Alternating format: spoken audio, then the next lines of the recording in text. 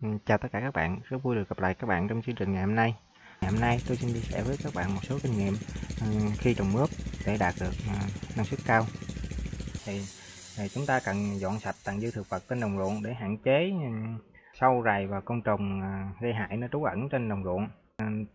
Sau khi chúng ta dọn sạch tàn dư trên đồng ruộng thì chúng ta bắt đầu trở đất và bón phân lót. Thì công đoạn này nhằm làm cho đất tơi xốp thoáng khí, tạo điều kiện thuận lợi cho vi khuẩn có lợi phát triển. Thì khi vi khuẩn có lợi phát triển với mật độ cao thì nó sẽ chế được vi khuẩn có hại phát triển trong đất. Việc bón phân lót là bổ sung lượng phân vào trong đất, giúp cho cây có sẵn một lượng phân dự trữ khi mà chúng ta chưa kịp bón phân cho cây. Sau khi chúng ta làm đất xong thì chúng ta bắt đầu ngâm hạt. Thì ngâm hạt là đối với hạt mướp rất khó thấm nước. Do đó khi chúng ta ngâm hạt thì cái tỷ lệ hạt hút đủ nước nó không đồng đều với nhau. Khi mà chúng ta trồng nó sẽ không đồng loạt. Để khắc phục hiện tượng này, chúng ta bấm một phần đuôi hạt mướp để cho hạt hút nước dễ dàng. Bấm vừa hết cái lớp vỏ này các bạn, khi nó vừa chạm tới cái lõi bên trong là được. Thì khi chúng ta bấm vậy thì nó sẽ phá vỡ cái lớp vỏ ở bên ngoài, nó sẽ làm cho hạt nó hút nước tốt hơn. Sau khi chúng ta bấm xong hết hạt thì chúng ta sẽ cho vào thau và đem đi ngâm nước. Thì chúng ta ngâm khoảng từ 3 đến 6 tiếng. Khi mà chúng ta ngâm, chúng ta thấy hạt nó sẽ ngấm nước và nó chìm xuống như thế này thì chúng ta sẽ vớt ra. Thì trong khoảng từ 3 đến 6 tiếng thì chúng ta ngâm theo cái tỷ lệ nước là 2 sôi 3 lạnh. Thì khi đó nhiệt độ khoảng 50 đến 60 độ C. Thì như vậy thì nó sẽ kích thích cái hạt nảy mầm tốt hơn. Rồi sau khi ngâm xong thì chúng ta vớt ra và chúng ta đem ủ bên trong cái khăn. Và cái khăn nhớ là cái khăn chúng ta sẽ thấm ướt cái khăn và vắt cho khô nước. Sau đó chúng ta bỏ hạt vào bên trong, chúng ta ủ từ 24 đến 48 tiếng thì hạt nó sẽ nảy mầm. Thì các bạn có thể thấy hạt nảy mầm như thế này.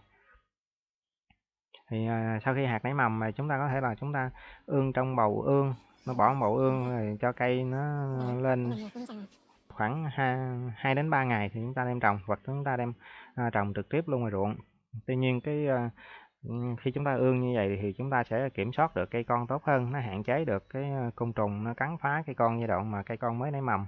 Điều gây thiệt thòi chúng ta bởi vì khi chúng ta diệt dế và các loại côn trùng đó thì vì những cái loại côn trùng này nó sống ở ngoài môi trường đất, nó sẽ làm cho đất tơi xốp, giúp để cây phát triển hơn. Do đó khi chúng ta trồng trực tiếp bên ngoài thì chúng ta phải diệt những cái đối tượng này, thì nó làm cho cái môi trường đất của chúng ta sẽ bị mất đi những cái sinh vật có lợi. Còn nếu chúng ta không diệt những cái đối tượng này thì nó sẽ, khi mà cây nó nảy mầm, nó vừa nảy mầm lên thì những cái đối tượng này nó ăn những cái mầm cây, là nó gây thất thoát cây rất là nhiều. Do đó khi chúng ta trồng trong ương trong bầu, sau đó chúng ta đem ra trồng, cây sẽ lên đều hơn. Thì chúng ta chọn những loại cây nào tốt thì chúng ta đem trồng. Sau khi chúng ta ương xong thì chúng ta đem ra ngoài trồng, hoặc là chúng ta trồng trực tiếp thì các bạn có thể trồng trực tiếp luôn cũng được. Thì khoảng cách trồng là chúng ta có thể trồng là cách cây là từ 70 đến 80 cm.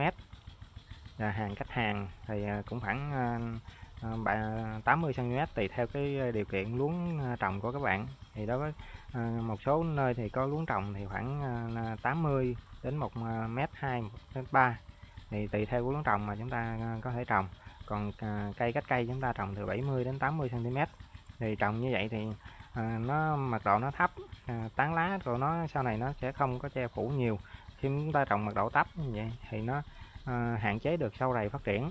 Còn nếu chúng ta trồng dày đặc quá thì sau này lá nó sẽ phát triển nhiều, nó làm cho sâu rầy nó có nơi trú ẩn và nó phát triển trong đó. Thì các bạn có thể thấy là đối với những luống trồng nhỏ như thế này thì khoảng cách giữa hai cái hàng nó khoảng 80 cm. Thì chúng ta trồng cái khoảng cách là 70 đến 80 cm như thế này là được. Thì nếu mướp mà trồng quá dày thì trong khoảng thời gian từ 2 đến 3 tháng tuổi thì cái tán lá rất là nhiều, nó rậm rạp, nó làm cho nấm bệnh dễ phát triển. Ngoài ra còn sâu rầy ẩn nấp sẽ phá hoại cái cây trồng của chúng ta, làm giảm cái năng suất. Còn nếu mà chúng ta trồng thưa quá thì cái năng suất trên đồng ruộng của chúng ta nó thấp đi. Tuy nhiên nếu mà chúng ta trồng thưa thì cái thời gian nó cho trái nó sẽ dài hơn, còn nếu chúng ta trồng dày đặc quá thì thời gian nó sẽ cho trái ngắn hơn, thì cây nó mau tàn hơn, do cái lượng ánh nắng nó chiếu vào cây, nó không có một số lá nó bị che đi, nó không hấp thụ được ánh sáng thì nó sẽ lão hóa nhanh. Để cây phát triển tốt thì sau khi chúng ta trồng khoảng 7 ngày thì chúng ta bắt đầu tưới phân cho cây. Thì giai đoạn này thì chúng ta hòa tan vào phân trong nước thì chúng ta tưới. Thì chúng ta tưới chủ yếu là phân ure, hoặc là chúng ta có thể là pha thêm một phần thuốc kích rễ, như một phân kích rễ và cho cây phát triển mạnh cái bộ rễ. Bởi vì cái giai đoạn này thì chủ yếu là cây cần nhiều cái ure để nó phát triển chồi và nó phát triển rễ. Dùng thuốc kích rễ thì nó để giúp cho bộ rễ phát triển nhanh và nhiều hơn, để nó hút được cái nước và phân trong đất. Thì ở giai đoạn cây con như thế này chúng ta có thể chăm sóc, nếu mà chúng ta chăm sóc tốt thì cây nó sẽ cho trái sớm hơn, khoảng 45 đến 50 ngày thì cho trái. Còn nếu chúng ta chăm sóc trong giai đoạn này không tốt thì cây nó sẽ cho trái muộn hơn. Nhưng mà các bạn cũng cần lưu ý là khi giai đoạn cây con mà chúng ta chăm sóc cây quá tốt, quá tươi xanh tốt đi, thì cái sức tăng trưởng nó quá mạnh, thì ngược lại thì nó cũng sẽ cho trái muộn hơn so với cây có cái sức tăng trưởng trung bình. Nên nếu có điều kiện thì các bạn nên phủ rơm lên cái luống trồng như thế này, nó sẽ giúp giữ ẩm cho đất và tạo môi trường thuận lợi cho côn trùng phát triển, làm cho đất tơi xốp, tạo điều kiện cho rễ cây phát triển tốt hơn. Khi chúng ta bón phân thì cây nó sẽ hấp thu nhanh hơn. Ngoài ra khi phủ rơm lên cái mặt luống sẽ giúp giữ ẩm, từ đó tiết kiệm được cái lượng nước tưới cho cây. Chia sẻ phần kinh nghiệm chăm sóc mướp. Để mướp cho nhiều trái và thời gian cho trái lâu hơn thì các bạn cần phải chú ý một số vấn đề như là bấm đọt, tỉa lá, tưới nước, bón phân và phòng trừ sâu bệnh. Thứ nhất là chúng ta bấm đọt. Khi cây được 5 lá thì chúng ta bắt đầu bấm một phần đọt ở trên. Thì chúng ta chú ý là bấm chỉ chừa lại 5 lá, thì 5 lá này nó sẽ cho ra 5 chồi. Tuy nhiên chúng ta bấm bỏ 2 chồi nằm sát dưới gốc, vì 2 chồi này thường cho trái nhỏ, do đó không đạt được giá trị kinh tế. Và khi cây lớn thì những chồi này nó bị những cái chồi trên che khuất phát triển được. Và thứ hai nữa là theo về thực vật thì những cái chồi đỉnh nó thường ức chế những cái chồi bên dưới, do đó hai cái chồi này nó không phát triển được và nó không cho trái hiệu quả. Thì chúng ta chỉ giữ lại 3 chồi bên trên. Tiếp tục khi các chồi được 3 lá thì chúng ta bấm tiếp lần thứ hai, để lại trên mỗi cái chồi đó là tiếp tục là 3 lá nữa. Thì như vậy 3 chồi này nó sẽ cho ra 9 chồi con nữa. Như vậy khi cây đâm chồi lần thứ 3 thì chúng ta tiếp tục bấm chồi, trên mỗi chồi chừa lại từ 2 đến 3 nụ. Thì 2 đến 3 nụ này nó sẽ cho ra từ 2 đến 3 trái. Và cứ như thế, khi chồi vươn ra dài ra thì có từ 2 đến 3 nụ hoa cái trên mỗi chồi, thì chúng ta bấm đọt để chừa lại 2 đến 3 nụ hoa cái này. Thì khi bấm là các bạn cần chú ý là bấm một tí ở các đỉnh chồi. Thì làm như thế cây sẽ cho năng suất cao hơn. Còn nếu chúng ta bấm để lại trái trên mỗi chồi nhiều hơn 3 nụ thì khả năng đậu cũng không cao.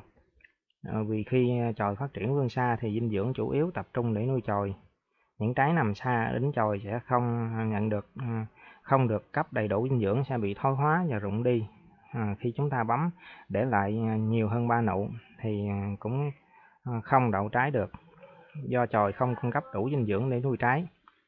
Thì trong một số trường hợp thì chồi phát triển tốt vẫn có khả năng cho đậu nhiều hơn 3 trái, nhưng thường cây không cung cấp dinh dưỡng đủ để nuôi hết tất cả những cái trái đó, thì khả năng là nó cho ra trái đều, trái dị dạng, hay còn gọi là trái loại 2, loại 3, làm mất giá trị kinh tế.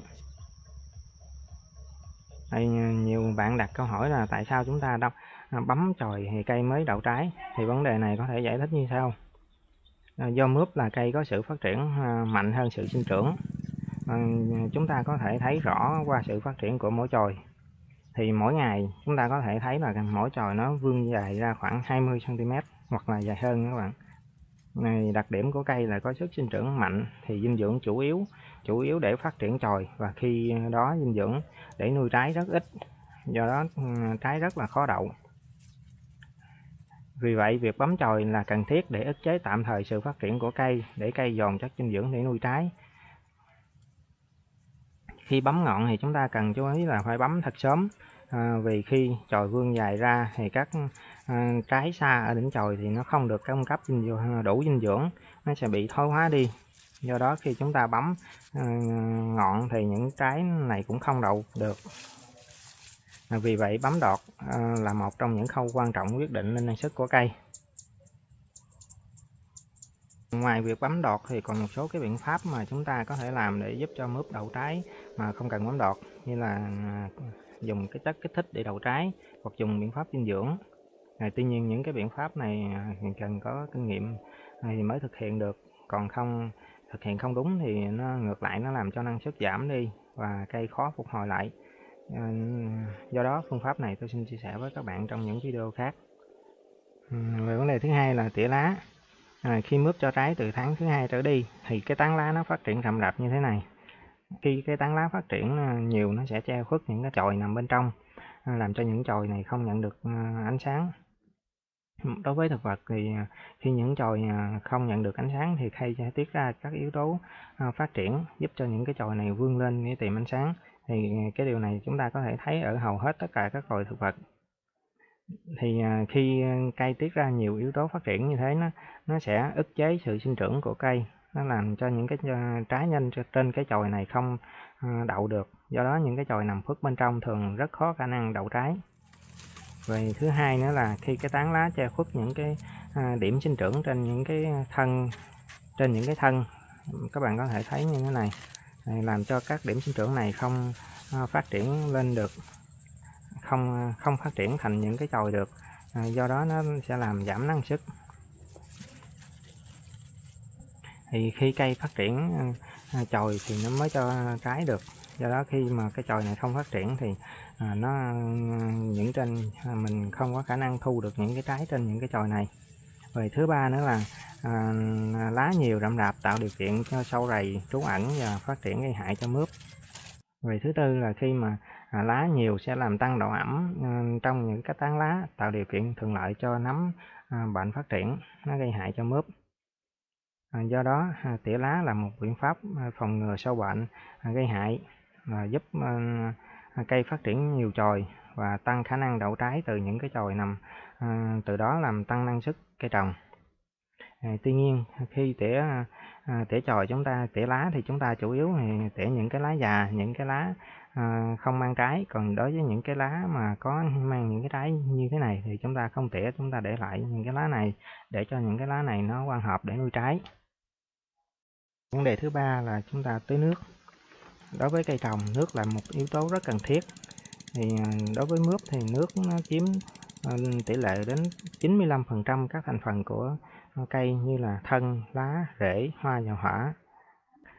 Ngoài ra nước còn là môi trường để hòa tan các chất dinh dưỡng cho cây hấp thu.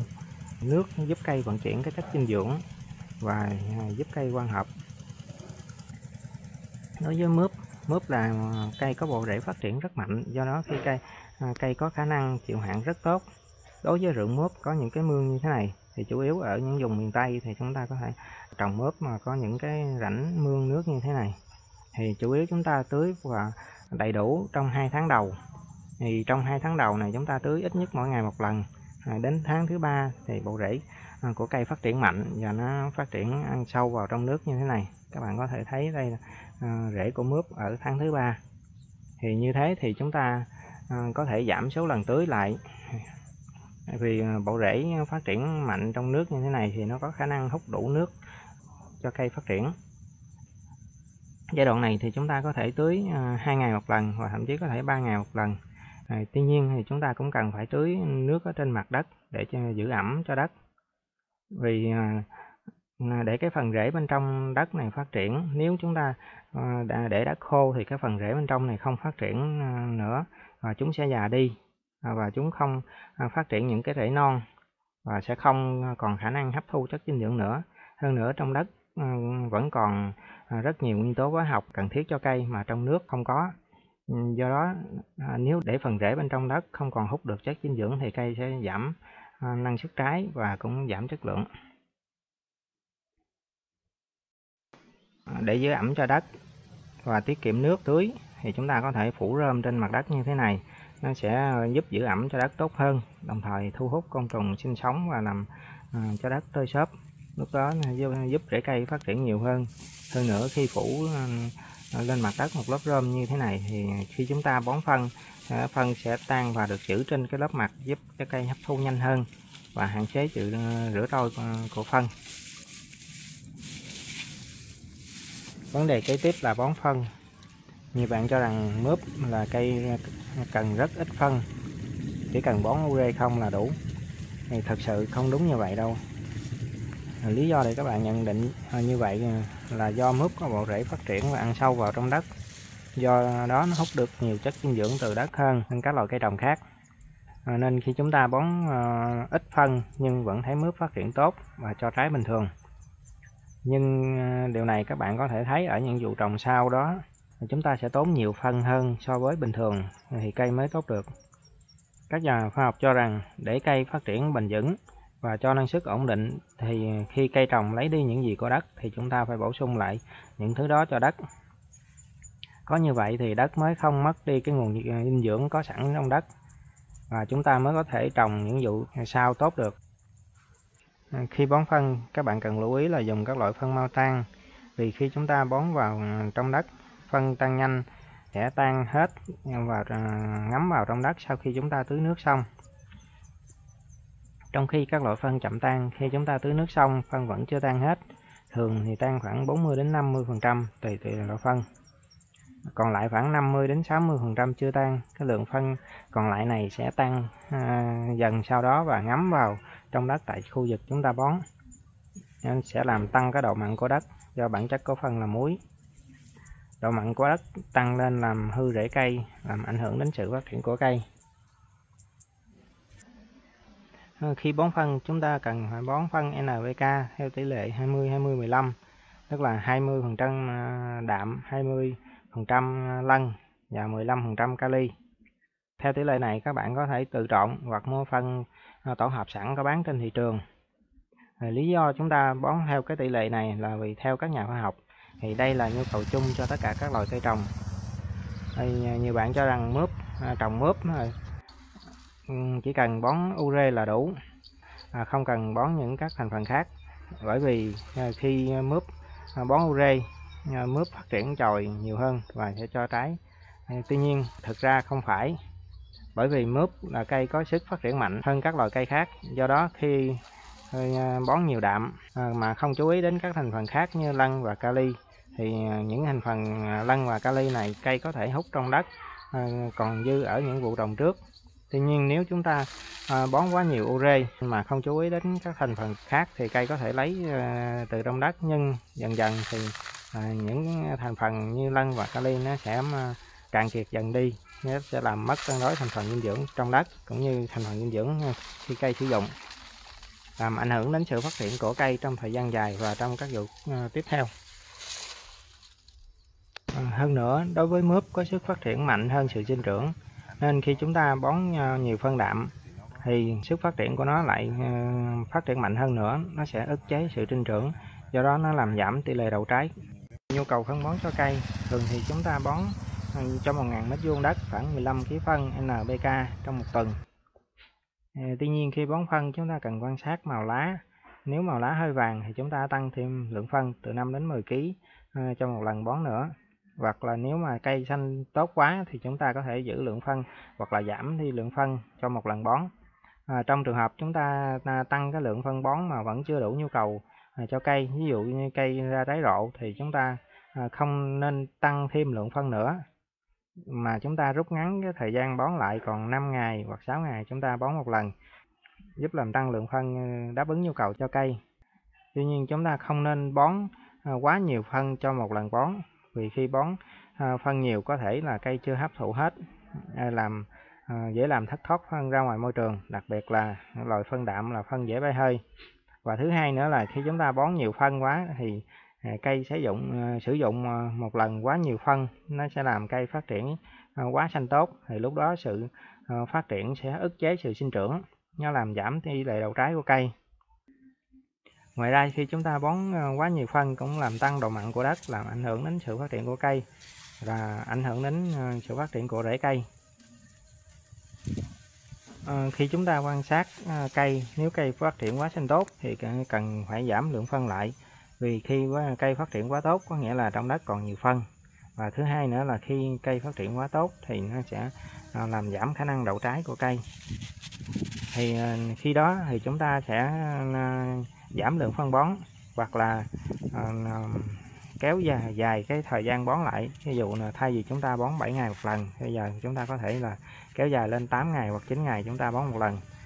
Vì cây phát triển quá tốt làm mất cân đối sinh trưởng và phát triển, làm ảnh hưởng đến tỷ lệ đậu trái của cây và ảnh hưởng đến năng suất của cây trồng. Thì khi trồng, nếu mà đối với một số vùng có điều kiện chúng ta đào những rãnh nước như thế này, thì khi mướp được từ 2 tháng tuổi trở đi thì các bạn có thể bón phân vào trong nước, vì lúc này rễ cây đã phát triển vào trong nước rất là nhiều. Các bạn có thể quan sát ở đây, thì khi bón phân vào trong nước cây sẽ hấp thu nhanh hơn, do lượng rễ cây trong nước rất là nhiều, và cái rễ cây sẽ tiếp xúc với nước nhiều và hút được nhiều phân bón hơn, do đó hấp thu phân bón hiệu quả hơn, nhanh hơn khi chúng ta bón vào trong đất. Hơn nữa, khi bón vào trong nước các bạn có thể bón nhiều phân hơn là bón vào trong đất mà không làm ảnh hưởng đến rễ cây. Ngoài ra khi chúng ta bón phân thì chúng ta cần phải bổ sung thêm thành phần trung lượng và vi lượng, đặc biệt là đối với những phân mà chúng ta tự trộn từ những cái thành phần phân đơn như là đạm, lân và kali. Còn đối với những phân mà chúng ta mua tổ hợp sẵn ngoài thị trường thì các loại phân này nó thường có cái thành phần trung lượng và vi lượng, hay gọi là thành phần TE các bạn. Thì chúng ta khi mà chúng ta bổ sung thêm thì chúng ta bổ sung các thành phần như là canxi, magie, bo, sắt, vân vân. Vì đây là những thành phần mà cây cần rất ít, nhưng nó có vai trò rất quan trọng trong cây, như là tham gia vào các cái enzyme, các chất vận chuyển, các chất chuyển hóa, chất dinh dưỡng trong cây. Đặc biệt là đối với cây đất trồng nhiều vụ và trồng thường xuyên thì cây sẽ thiếu những cái yếu tố trung và vi lượng này. Khi thiếu các chất này thì cây sẽ cho năng suất kém và chất lượng trái cũng giảm. Thì các thành phần trung và vi lượng này thường các bạn bổ sung bằng cách phun xịt qua lá, cây sẽ hấp thu tốt hơn và hiệu quả hơn khi chúng ta bón vào trong đất. Về vấn đề thứ tư là phòng trừ sâu bệnh. Đối với mướp có một số loại sâu bệnh thường gặp như là sâu ăn lá, rầy xanh, ruồi đục quả, nấm, bệnh xoăn lá do virus và bệnh do dinh dưỡng. Thì đây là một số loại bệnh thường gặp nhất trên cây mướp. Thì những cái bệnh này làm giảm năng suất và giảm chất lượng sản phẩm.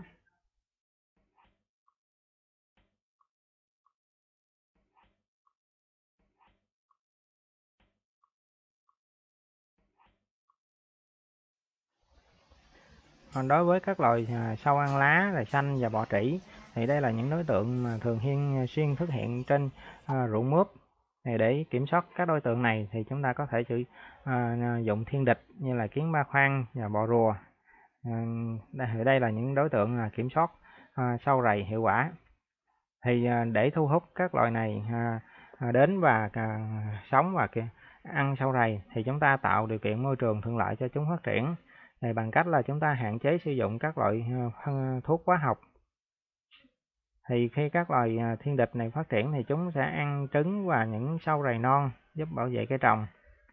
Tuy nhiên khi chúng ta sử dụng thiên địch để kiểm soát trên đồng ruộng thì chúng ta vẫn phát hiện sâu rầy, tuy nhiên chúng ở mật độ thấp và có gây thiệt hại ở mức là thấp và có thể chấp nhận được. Trong một số trường hợp khi mà mật độ sâu rầy tăng cao, các lượng thiên địch không kiểm soát nổi thì chúng ta có thể dùng thuốc để phòng trừ. Tuy nhiên chúng ta sử dụng các loại thuốc có nguồn gốc sinh học hoặc thuốc đặc trị, thì không sử dụng các loại thuốc có phổ rộng, nó sẽ ảnh hưởng đến thiên địch. Đối với bệnh do nấm gây hại như là bệnh sương mai, vàng lá, các bạn có thể kiểm soát bằng các loại nấm đối kháng như là nấm Trichoderma, bằng cách chúng ta bổ sung nấm vào đồng ruộng theo định kỳ, 1 tuần hoặc 2 tuần một lần.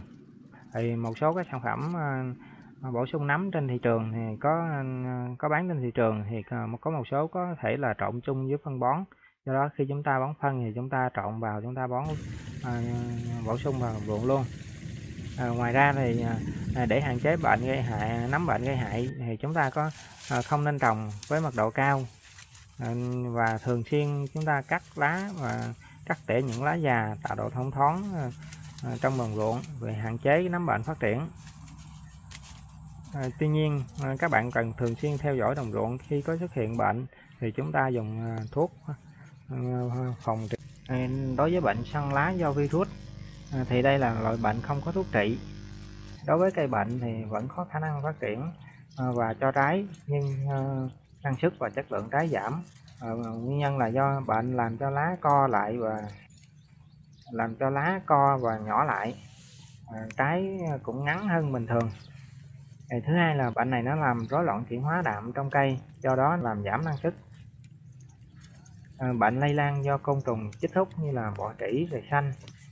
Do đó nếu các bạn không loại bỏ những cái bệnh này thì đây là cái nguồn lây bệnh, nó sẽ lây lan ra khắp đồng ruộng của chúng ta, làm giảm năng suất cho cả đồng ruộng. Để phòng trừ các loại bệnh này thì chúng ta thường xuyên thăm đồng. Khi mà phát hiện thấy những cây bệnh này thì chúng ta nhổ bỏ ngay. Và thứ hai là chúng ta thường phòng trừ các đối tượng chích hút như bọ trĩ, ruồi xanh, không để chúng phát triển và truyền lây bệnh cho cây.